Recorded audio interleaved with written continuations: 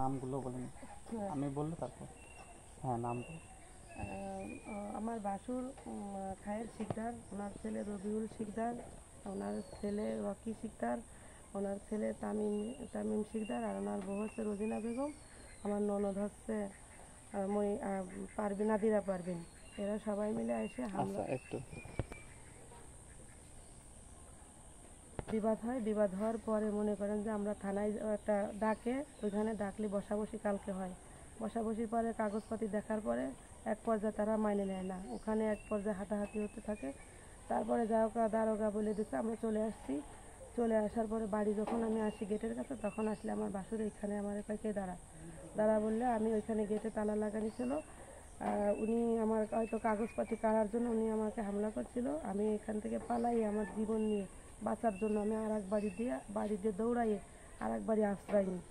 তখন আশ্রয় নেওয়ার পরে ওরা সবাই মিলে এসে আক্রমণ করে আমার মারি ফেলার দেওয়ার জন্য, এবং আমাকে পায়নি। ঘরবাড়ি ভাঙচুর করে, বেড়াগুড়া ভাঙচুর করে, গেটের তালা ভাঙচুর করে।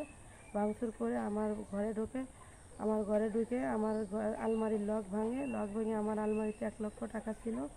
আর আমার কিস্তি দেওয়ার জন্য ওই টাকাটা নিয়ে গেছে। আমার চেন ছিল 8 আনা, আর কানের দুল ছিল, এটা নিয়ে যায়। এটা নিয়ে যাওয়ার পরে তখন কিছুক্ষণ পরে আর কি আমার আত্মীয় স্বজনরা সবাই আসার পরে তারা আর কি সরে যায়।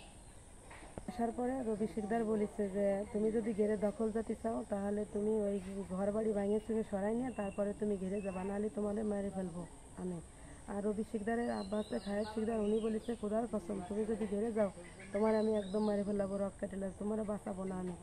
তুমি যদি ওই ঘেরের কাছে যাও তা তোমার অস্তিত্ব রাখবো না, তোমার থানায় কেসও নেবে না। তোর আছে কিনা যে কেস নেবে?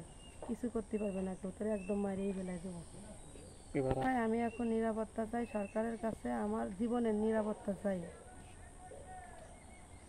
সরকারের কাছে ন্যায় বিচার চাই, সুস্থ বিচার চাই, যাতে আমার পরবর্তীতে এরকম কোনো ঝামেলা না হয়, আমার জীবনের কোনো ঝুঁকি না হয়। এই জন্য সরকারের কাছে আমি সুস্থ বিচার চাই।